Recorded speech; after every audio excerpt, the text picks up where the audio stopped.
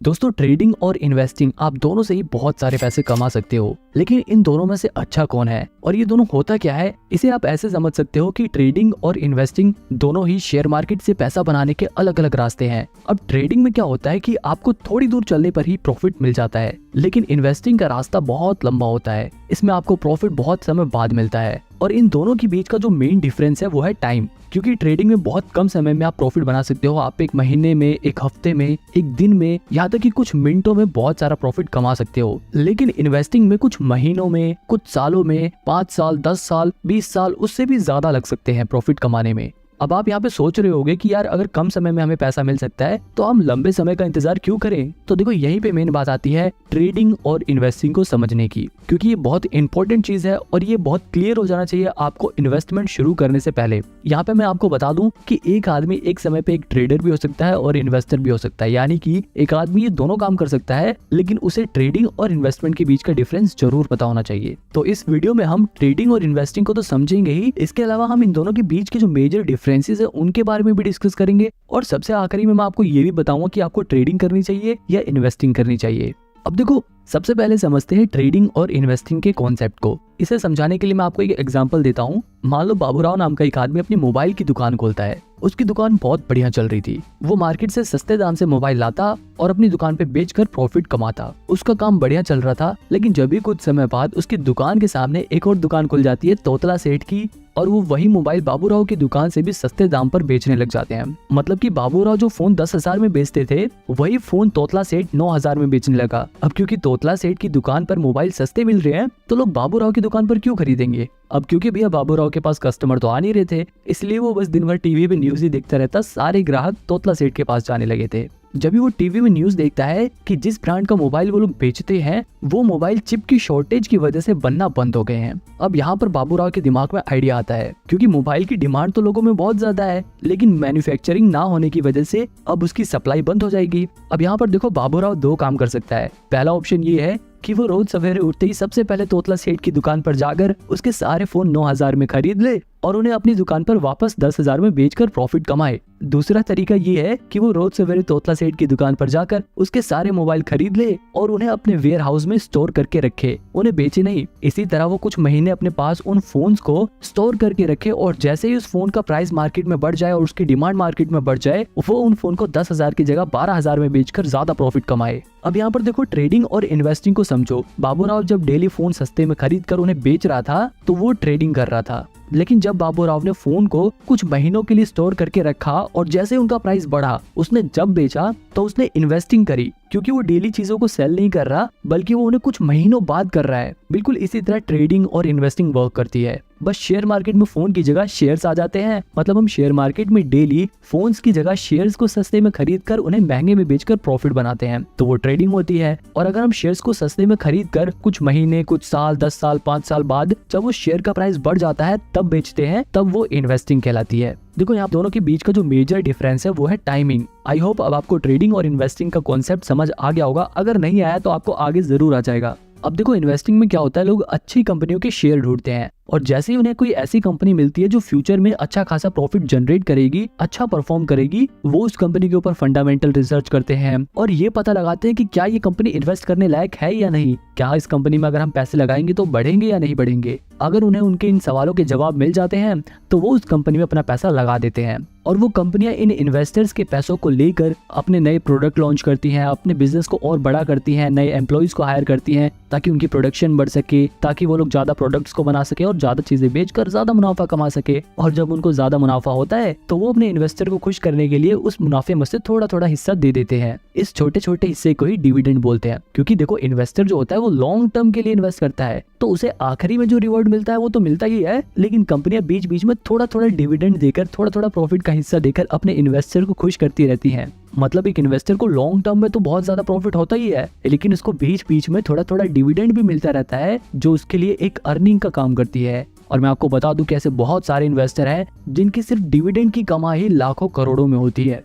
वहीं दूसरी तरफ जो ट्रेडिंग होती है, उसमें जो ट्रेडर होते हैं उन्हें इस बात से कोई भी फर्क नहीं पड़ता कि कंपनी क्या काम करती है, कंपनी प्रॉफिट कमाती है या नहीं कमाती, कंपनी का मैनेजमेंट कैसा है। वो फंडामेंटल एनालिसिस पर ध्यान नहीं देते। एक ट्रेडर सबसे ज्यादा ध्यान देता है टेक्निकल एनालिसिस पे, वो चार्ट एनालिसिस पे ध्यान देता है, वो शेयर्स के प्राइस को ट्रैक करता है कि शेयर के प्राइस कब घट रहा है कब बढ़ रहा है, वो उसमें अपॉर्चुनिटीज ढूंढता है। मतलब एक ट्रेडर का काम ऐसा होता है कि वो रोज सवेरे उठते ही सबसे पहले मार्केट खुलते ही किसी भी एक कंपनी का शेयर उठा देगा और उसके प्राइस की मूवमेंट को ट्रैक करेगा। अगर उस ट्रेडर को टेक्निकल और चार्ट एनालिसिस करने के बाद ये लगता है कि शेयर का प्राइस बढ़ेगा तो वो उसे कम रेट पर खरीद लेगा और जैसे उस शेयर का प्राइस बढ़ेगा उसे बेचकर प्रॉफिट कमा लेगा। जबकि इन्वेस्टमेंट में क्या था, जो इन्वेस्टर था वो शेयर को सस्ते में खरीद कर उसे कई साल बाद बेचता है जब उसका प्राइस बढ़ जाता है। अब आपको ये समझ आ गया होगा कि एक ट्रेडर कैसे काम करता है और एक इन्वेस्टर काम कैसे करता है। अब देखो इनके बारे में मैं और डिटेल में नहीं जाऊंगा वरना वीडियो बहुत बड़ी हो जाएगी। अब सीधे हम डायरेक्ट इनके डिफरेंस के बीच में आते हैं, इन दोनों के बीच के अंतर के बारे में बात करते हैं। सबसे पहला डिफरेंस तो टाइम का ही था। ट्रेडिंग कम समय का प्रोसेस है और इन्वेस्टिंग लंबे समय का गेम है। इसके अलावा अगर रिस्क के हिसाब से देखा जाए तो ट्रेडिंग में बहुत ज्यादा रिस्क होता है जबकि इन्वेस्टिंग में रिस्क बहुत ही कम होता है।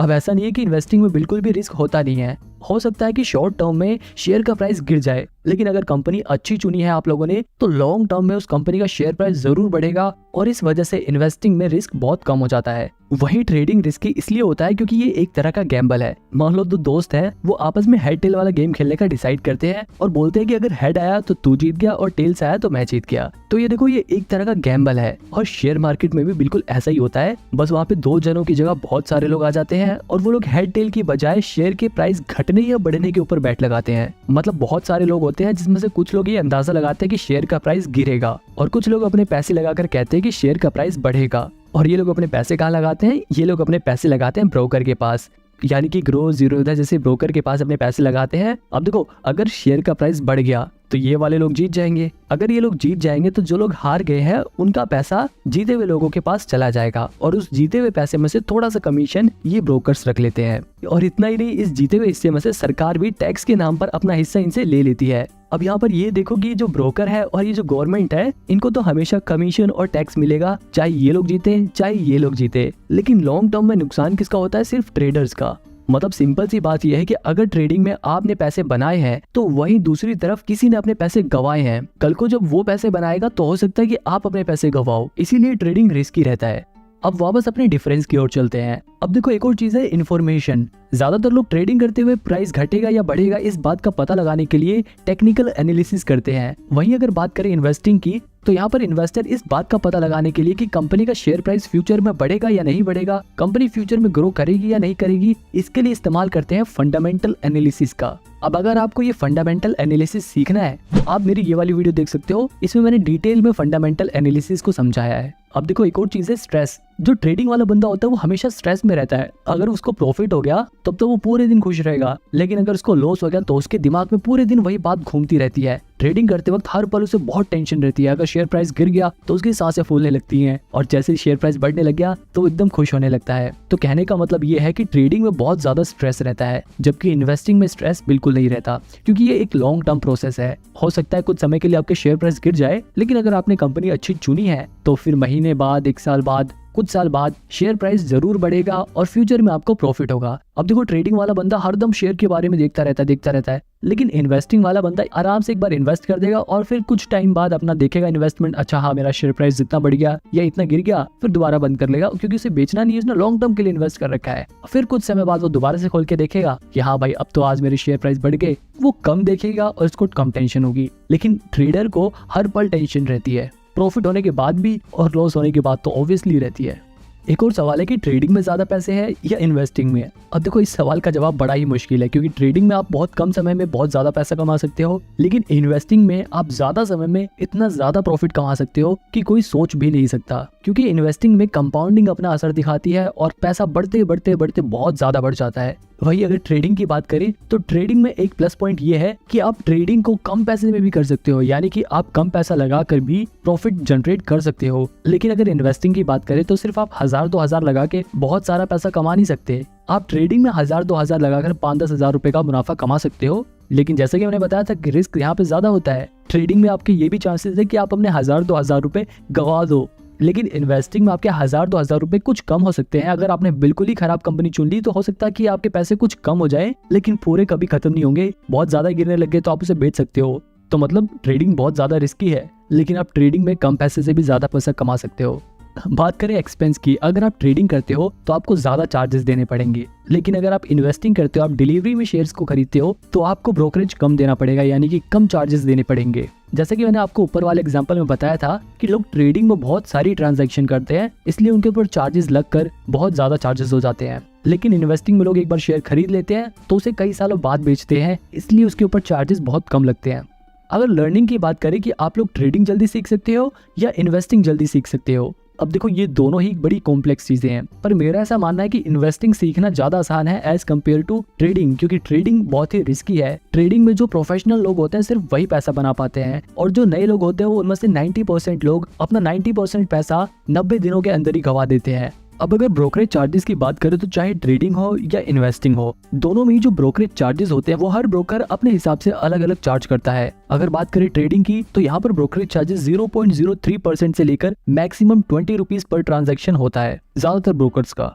इसके अलावा एम स्टॉक जैसे कुछ ब्रोकर तो ऐसे भी हैं जिनके पास 1000 रुपए से लेकर 2000 रुपए तक का प्लान होता है, जिन्हें खरीदने पर आपका लाइफ टाइम ब्रोकरेज चार्जेस नहीं लगेगा। लेकिन यहाँ पर ध्यान देने वाली बात यह है कि सिर्फ ब्रोकरेज चार्जेस नहीं लगेगा। इसी तरह अगर आप इन्वेस्टमेंट करते हो यानी कि डिलीवरी में शेयर्स को खरीदते हो, तो वहां पर भी जो ब्रोकरेज चार्जेस होता है वो 0.003% से लेकर 20 रुपीज मैक्सिमम पर ट्रांजैक्शन होता है। हालांकि डिलीवरी में भी जीरो था, जैसे कुछ ब्रोकर ऐसे हैं जो 1 भी रुपए ब्रोकरेज चार्जेस नहीं लेते, लेकिन इन ब्रोकर्स के पास आपको लगभग 300-350 रुपए अकाउंट मेंटेनेंस चार्जेस देने होते हैं हर साल। ये सब तो ब्रोकरेज चार्जेस थे जो ब्रोकर्स चार्ज करते हैं, लेकिन इसके अलावा गवर्नमेंट भी प्रॉफिट में से अपना टैक्स डिडक्ट करती है। अगर बात करें सिर्फ ट्रेडिंग की तो ट्रेडिंग पे जो प्रॉफिट होता है उस पर लगभग 28% टैक्स देना पड़ता है। वहीं अगर बात करें इन्वेस्टमेंट की, यानी कि अगर हमें लॉन्ग टर्म कैपिटल गेन होता है तो उस पर हमें 20% टैक्स देना पड़ता है। आप में से कुछ लोगों के दिमाग में डाउट होगा कि हम ट्रेडिंग या फिर इन्वेस्टमेंट कम से कम कितने रुपए से स्टार्ट कर सकते हैं। तो देखो, आप मिनिमम 100 रुपए से ट्रेडिंग और इन्वेस्टमेंट दोनों ही स्टार्ट कर सकते हो।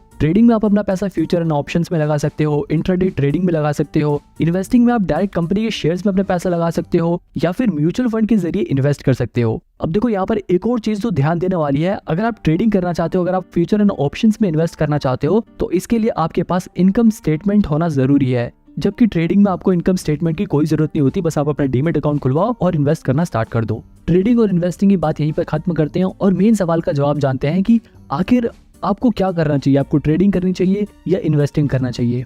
अब देखो, आपको मैं यहाँ पे बिल्कुल साफ साफ बता दूं, अगर आप अभी बिल्कुल नए नए शेयर मार्केट के बारे में सीख रहे हो तब तो बिल्कुल भी ट्रेडिंग की तरफ मत जाना। कभी आप ऐसा सोचो कि आप 1000-2000 रुपए लगाकर उसे 5-10 हजार रुपए बना लोगे और फिर 5-10 हजार को 1 लाख करोगे और फिर 1 लाख को 1 करोड़, ऐसे करके आप बहुत सारे पैसे कमा लोगे। ऐसा नहीं होता। अगर आप बिल्कुल नए नए शेयर मार्केट में आए हो, पहली बारी बेशक आप कुछ पैसे बना लो, लेकिन उसके बाद आप अपने पैसे जरूर गवाओगे और वहीं पर आप डीमोटिवेट हो जाओगे। तो इसलिए पहले शेयर मार्केट्स के बेसिक्स को सीखो। इन्वेस्टिंग के जरिए आप डिलीवरी में शेयर्स को खरीदो, उनकी मूवमेंट को ट्रैक करो। आपको धीरे धीरे जब एक्सपीरियंस होने लगेगा, आपको धीरे धीरे जब ये पता लगने लग जाएगा कि शेयर मार्केट कैसे वर्क करता है, तब आप धीरे धीरे अपना ट्रेडिंग में कदम रख सकते हो। लेकिन एकदम से ही ट्रेडिंग मत करने लग जाना। यहाँ पर आप ये ध्यान रखना कि जब आप ट्रेडिंग सीख रहे हो तो उस समय ज्यादा पैसे नहीं लगाने आपको ट्रेडिंग में, आपको कम पैसे से शुरुआत करनी है और जैसे जैसे आपका एक्सपीरियंस बढ़े वैसे वैसे आप अपने पैसे बढ़ा सकते हो। यहाँ पर एक और बात ध्यान देने वाली है कि शुरुआत में जब आप ट्रेडिंग सीख रहे हो तो ऐसा ब्रोकर चुनना जिसका यूजर इंटरफेस आसान हो और वहां पर अकाउंट मेंटेनेंस चार्जेस या फिर प्लेटफॉर्म चार्जेस ना लगे, और जिनके ऐप का यूजर इंटरफेस इतना बढ़िया हो कि आप जब भी ट्रेडिंग या इन्वेस्टिंग करो तो आपकी साइट क्रैश ना हो जाए और आपके पैसे ना अटक जाए।